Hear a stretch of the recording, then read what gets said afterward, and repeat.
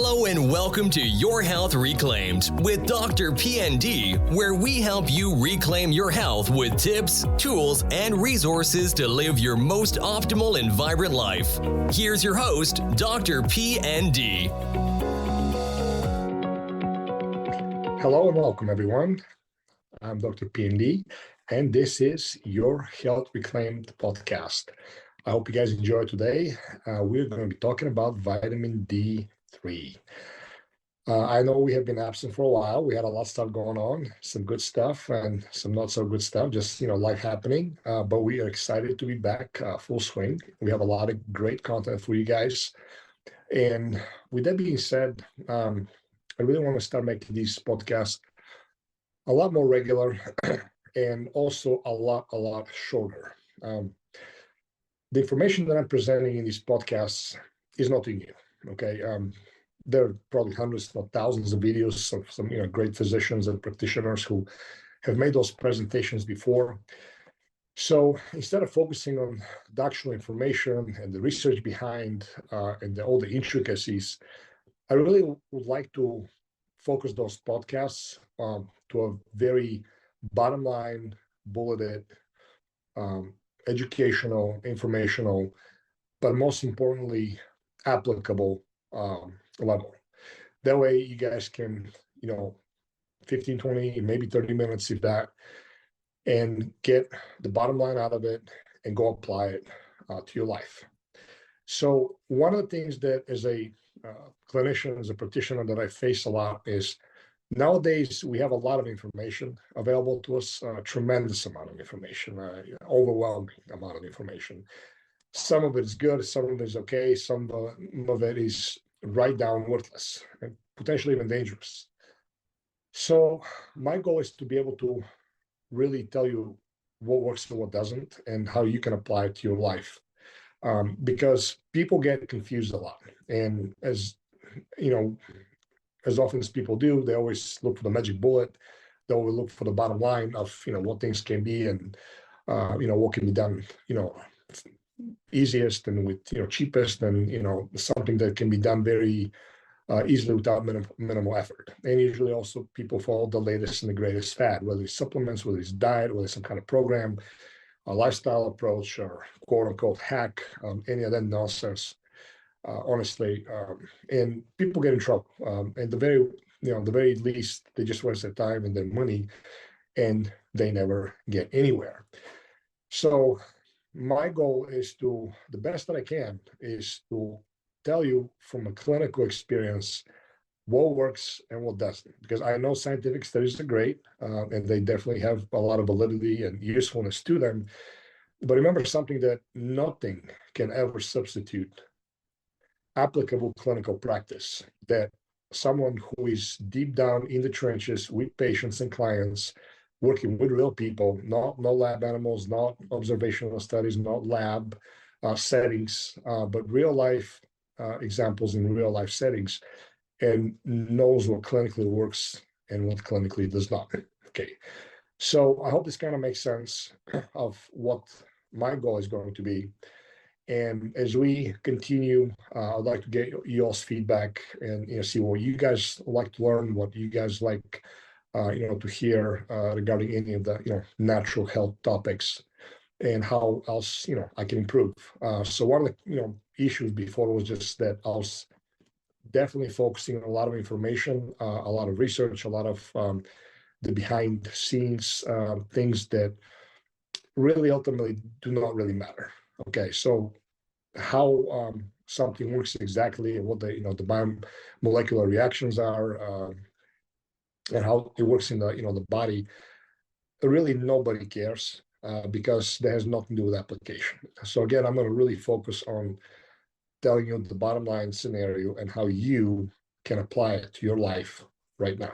Okay, so with that being said, today we're going to talk about vitamin D.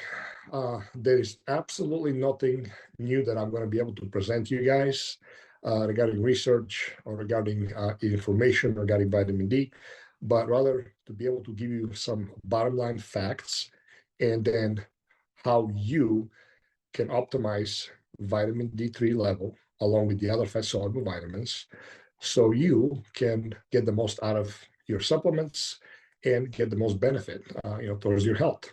All right. As a reminder, in holistic health, when it comes to chronic disease, you will always have one or two, and usually both scenarios of the root cause of a disease. And there is going to be some form of deficiency, nutrient deficiency, and or form of toxicity. Almost always is both, a combination of both. It can be chicken or the egg. It's one can create the other and vice versa. Sometimes they're all independent of each other coming at the same time. But nonetheless, you have deficiencies and you have nutrient deficiencies and toxicity. The toxicities can be endogenous or exogenous, meaning they're produced within the body, or they can be exogenous, something that has been ingested or introduced into the body unnaturally from the outside realm. So keep that in mind. Today, we're going to focus on the nutritional deficiency part. A big part of that is going to be vitamin D3. Now, vitamin D3, as I said before, has been researched extremely heavily, very extensively by natural medicine, conventional medicine, and conventional science in general, and for a good reason. It virtually affects every aspect of your physiology, either directly or indirectly. Some people say that it usually is a hormone, technically not a vitamin. Again, doesn't really matter. The bottom line is you need vitamin D3 for optimal health. Keep something in mind that the RDA is not for optimal health. RDA, which a lot of people do quote, was designed to prevent disease, official disease states, and not promote health. Okay, here in this podcast, we're going to talk about optimal health or whatever can be close to it. So do not go by RDA levels, because that is only, again, designed to stave off any kind of, levels that below that will lead to disease. In vitamin D related is going to be rickets. Okay, that is a severe deficiency, the severe form of deficiency of vitamin D3. And you guys very well know what rickets is. If not, you can Google it and find out. But that is an example of a severe deficiency of vitamin D3 in children, but also it can propagate in older population, especially elderly. And you see that with what's the equivalent of that is osteomalacia. So vitamin D3, again, it plays a massive role in our health. And as I said before, it really literally regulates the expression of hundreds of genes and is integrated to every biological function that affects every bodily system in our physiology. So with that being said, I want to give you some quick symptoms that you might recognize in yourselves, you might not, of vitamin D3 deficiency. So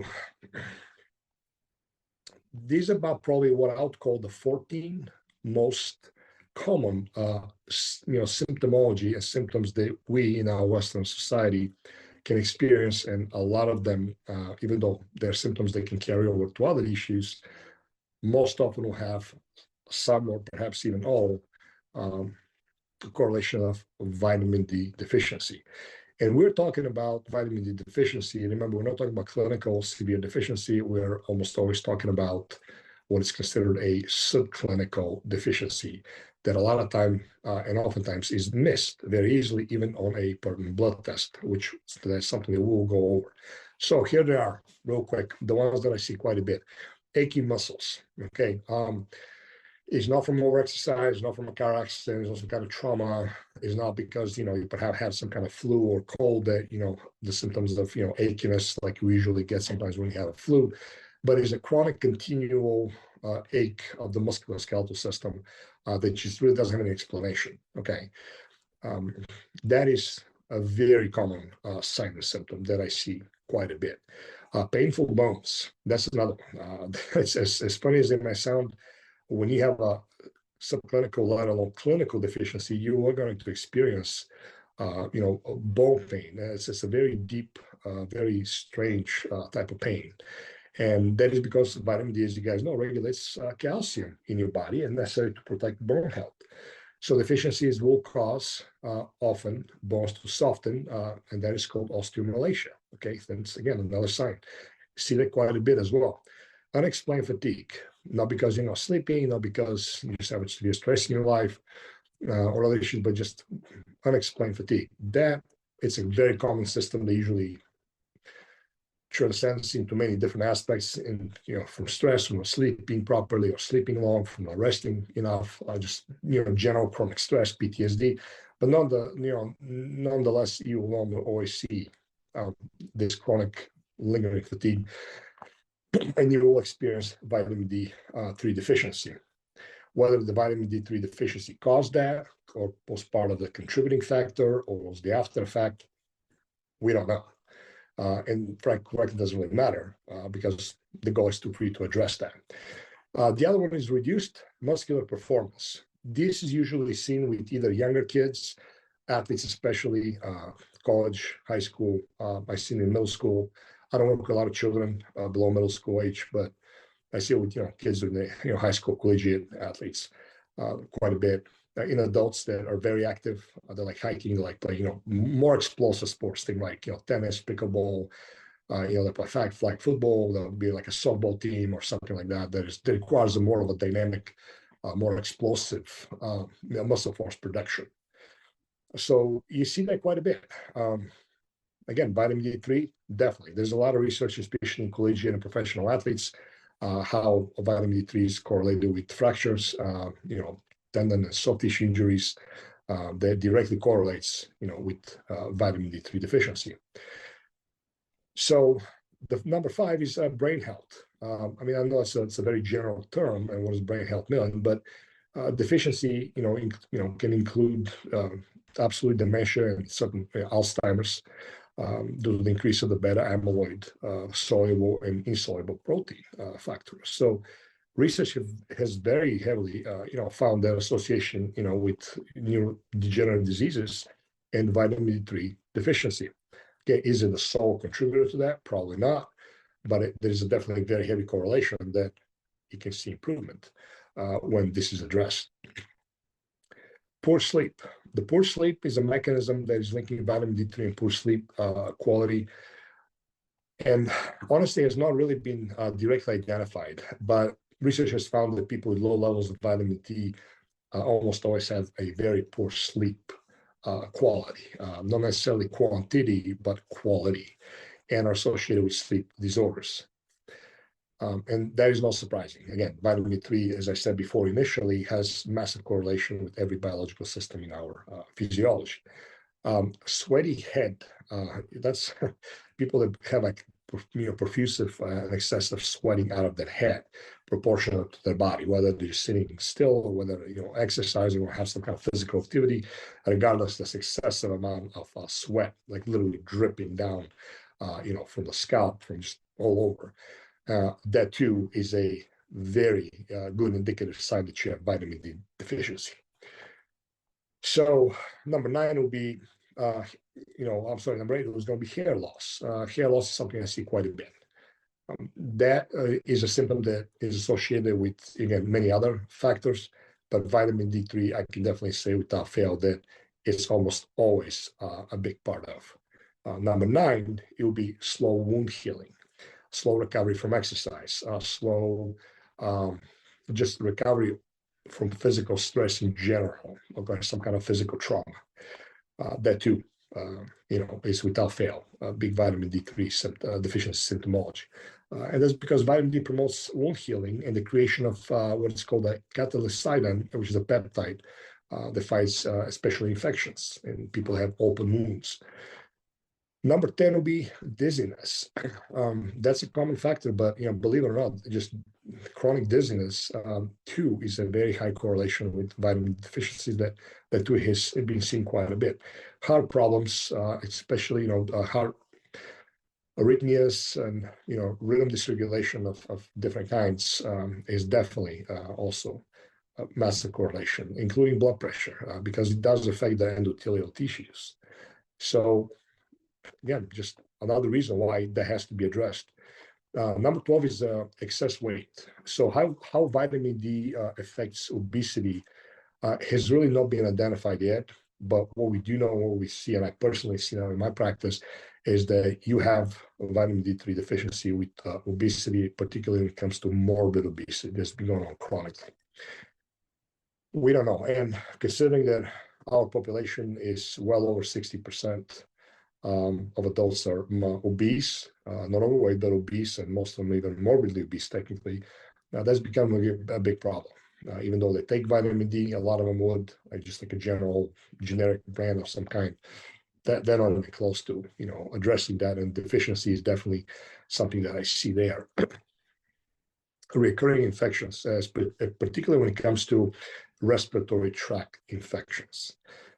When we had the pandemic, you saw a tremendous correlation. There's a lot of studies. I mean, I can quote a lot of studies that are come up ever since, and even during the pandemic, towards the back end, they correlated survival rate of COVID-19 patients with severe respiratory illnesses, and in general, and how vitamin D deficiency directly was associated with that and was correlated with that. And the people that actually had optimal vitamin D3, they either had a very mild response or never got sick in the first place. In addition to that, people that were able to get on a proper supplementation while got sick, he saw a drastic increase in the rate of recovery with the COVID-19 illness that was going on. So again, there's so much mounting evidence why vitamin D3 has to be optimized and addressed, and quite frankly, is one of the easiest, fastest, and simplest ways to really take care of your health and to really start to optimize your health. And very inexpensive, relatively speaking. Number 14 is the reduced cognitive function. Aside from neurodegenerative disease like Alzheimer's, dementia and such, just general function, again, that kind of correlates with one of the symptoms that I discussed with the fatigue.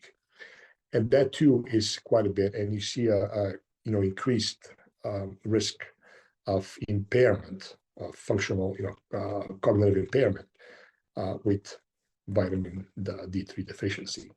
So these are, some of the most prevalent ones that I see, and a lot of my colleagues have seen.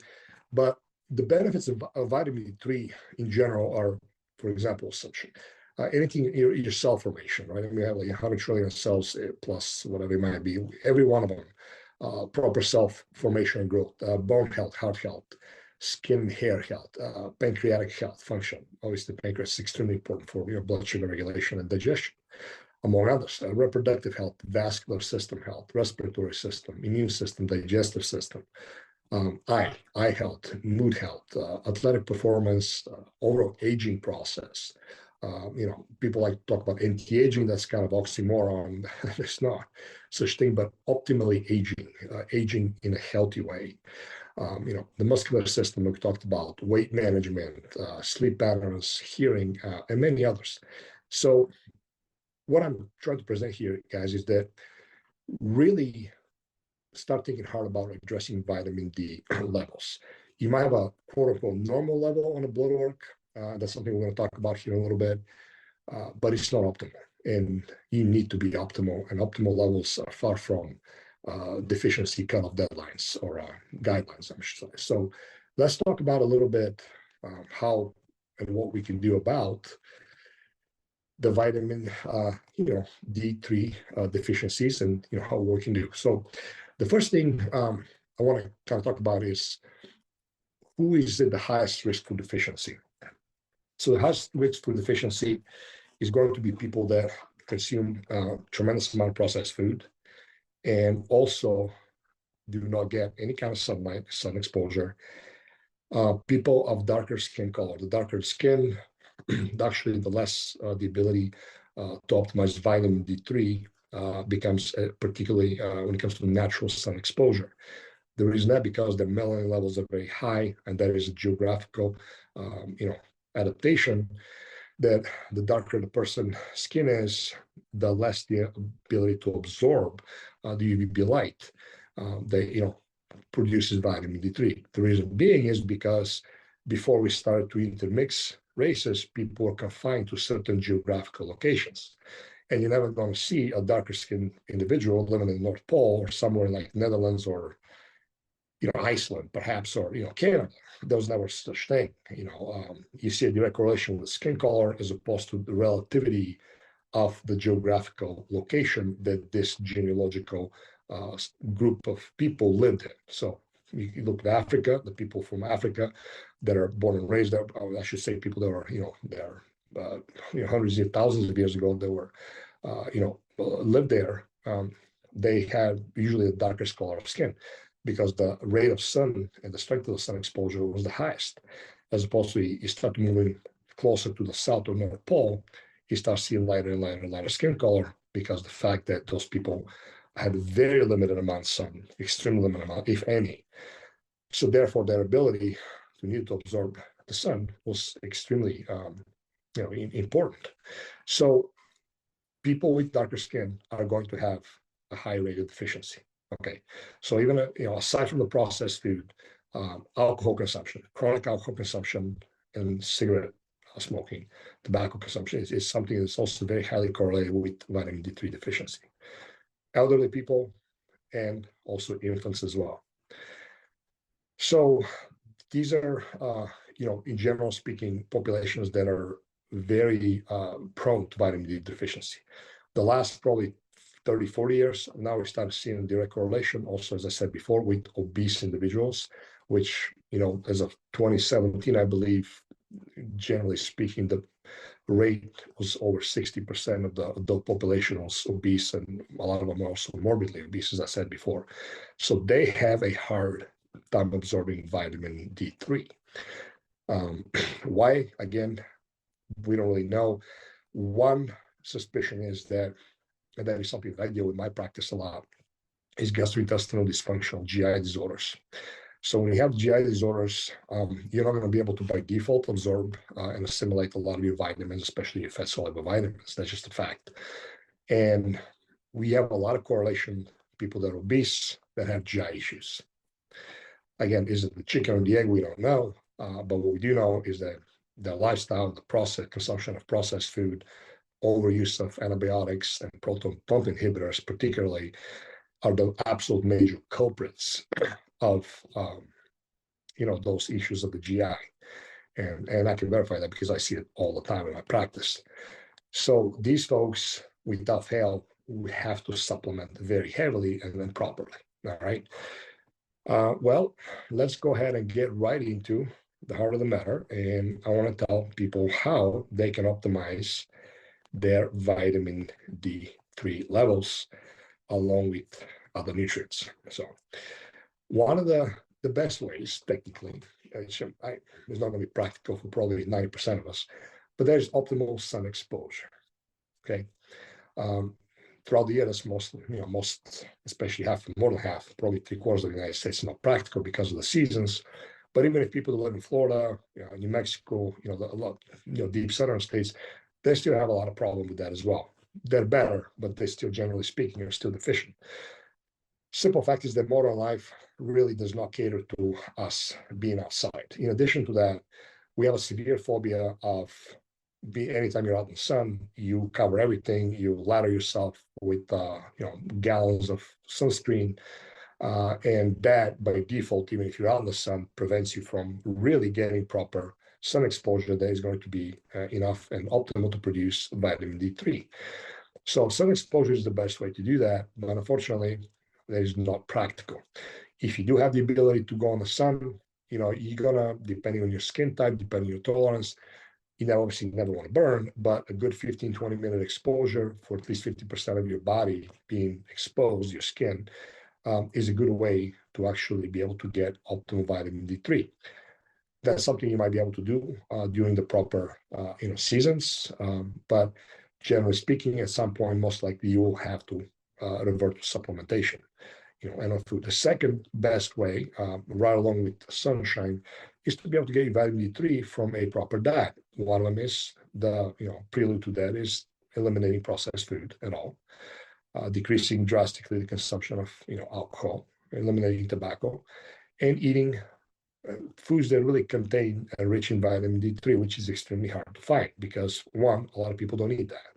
Very few people like to eat organs and liver, okay, by default. So that's out of the question.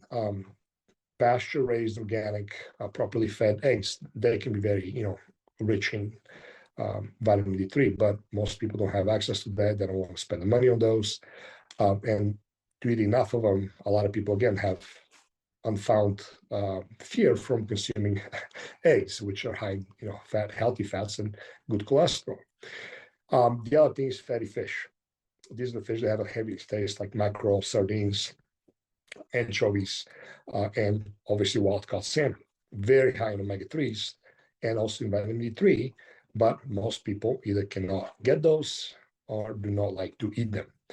So supplementation on a practical level, it is the cheapest and most affordable and most convenient and fastest way to address deficiencies. People always ask me, well, can I address any deficiencies with a diet? Well, you technically can, you should. But the problem is we live in a unnatural world and you can't have your cake and eat it too. You just can't. So it's easier and it's so much more cheaper and practical to address deficiency with proper supplementation while you're transitioning and truly fixing your lifestyle and really beginning to find and search out and obtain those healthy foods, okay? Because grass-fed organic liver is not readily available, let's be honest.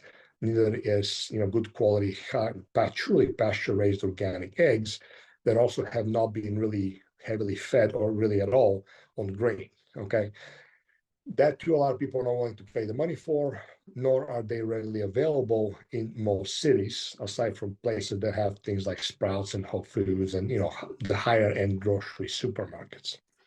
So that too is just not practical, but you definitely can. And once you transition to that, it's a lot easier to maintain a healthy vitamin D3 level. Once your metabolism is healthy, once you have optimized your metabolic health, address the deficiency, and then it's easier to maintain those foods. And this is what my wife and I have done. When we started, we were both deficient. We had no idea we were, but we were. And it took us a while to be able to properly address those deficiencies, and they were done through proper targeted supplementation, fortunately, and not through food. The food is easy and a very good, a way to maintain that, but it's hard for most people to address that with food.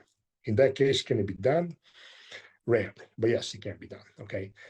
Anyway, let's move on. So what do you do for supplementation? So the first thing I want to address is that everybody knows, again, about vitamin D3, right? And I will not be surprised if a lot of you guys, as soon as you saw the title of the podcast, hear me talk, they're like, well, we know everything there is to know about vitamin D. Well, great. But the question is, are you really doing what it's needed to do to optimize your vitamin D3 level? Number one, if you're consuming vitamin D supplements from the major retailers, including most Amazon products, you're wasting time and you're wasting money, okay? Because these are not quality products. The raw material, the vitamins, including in this case, vitamin D3 is made for makes a massive difference. I'm not going to go into details. That can be another podcast in itself. How it's extracted, how it's manufactured, how it's packed, how it's stored, how it's shipped, okay? All those things make a massive difference of the quality of supplements that you're consuming. So if you're buying the garbage out in Costco or Walmart or whatever it might be, you're getting like the Central Made to Z or any of those, menial brands that are very popular and cheap, you're doing yourself usually more harm than good. Okay, so for instance, one of the things that people don't know about vitamin D3, well, you never take vitamin D3 by itself. Okay, it should be always balanced with the other fat-soluble vitamins. At the very least, it should be balanced with the proper amount of vitamin K2, and this particular isomer of that is called MLK, and also with adequate levels of magnesium in order to be properly absorbed, including should be taken with a healthy fat-containing meal. So most people don't do that. As a matter of fact, I'm always, even if they're buying some reputable, meaning clean supplement companies, they're still making that mistake. Okay, that is not a good practice at all. Number two, you have to test your levels, and the only way you can do that is through a blood test to be able to see what your levels are. So in my practice, we have a saying, we don't guess, we test. And that is what it means to have a targeted supplementation protocol, because you know what you need and not sitting here and guessing. It is very hard to overdose on vitamin D3. Okay, these are big myths that are out for a long time. Okay, if you look at literature, you're going to see it's very hard to overdose. However, what I see all the time is people wasting their time and money taking either suboptimal quality supplements, or even the good quality supplements, they're not taking nearly enough to be able to make any substantial difference. Again, RDA recommendations are only to prevent clinical disease, and that's it. They're far from optimal health. And as I said before, most people do not have problem with clinical severe deficiencies. Almost always people have problems with subclinical, low-grade chronic deficiencies, okay, that can propagate to many different symptomology. I explained the most 14 common ones in vitamin D3. So keep that in mind. So what do? Well, the first thing is test your vitamin D3 levels. When you know what you need, at that point, you can buy a proper supplement that contains preferably all the fat-soluble vitamins into one at a proper healthy ratio. That's going to be retinol A, vitamin E, vitamin D3, and vitamin K2, most often usually combined with also K1. So these are the fat-soluble vitamins that most people are pretty severely deficient in. Again, not clinically, but subclinically. And when I say severely, I'm talking from a holistic standpoint for suboptimal health. Okay, that to me is not healthy. To me, that's a deficiency. And in my guidebook, this is severe deficiency because it causes you symptomology. So get the proper testing, get the high quality supplements, and then go to the dosing from there itself. If you guys are confused about that, if you guys do not know what to do, contact us. We have what's called a DrPND lipid soluble panel. It's a simple blood test you can take to any blood drawing station, and you'll find out exactly what not just your vitamin D3, but what all your fat soluble vitamins are. And based on that, we can structure a very targeted, specific supplemental protocol to be able to help you guys address that deficiency. Okay, so simple. Again, testing is absolutely paramount, and that's something that I just honestly cannot tell people enough. And for some reason, a lot of people have a hard time understanding that. I don't know if they don't see the value. I don't know if they just don't want to deal with it. But it's something very quick, simple, easy way to contribute to optimizing your health. Okay, so I am going to end there because I promise you guys I'm going to sit there for a long time. I think I went over my time that I was aiming for. But thank you for guys being there. And again, we're going to start those podcasts on a regular basis, and we're going to keep improving. And you guys reach out to us, let us know what would you like to listen to, what would you like to learn about. And that'll be it. If you guys have any questions, again, please contact us, drpnd.com.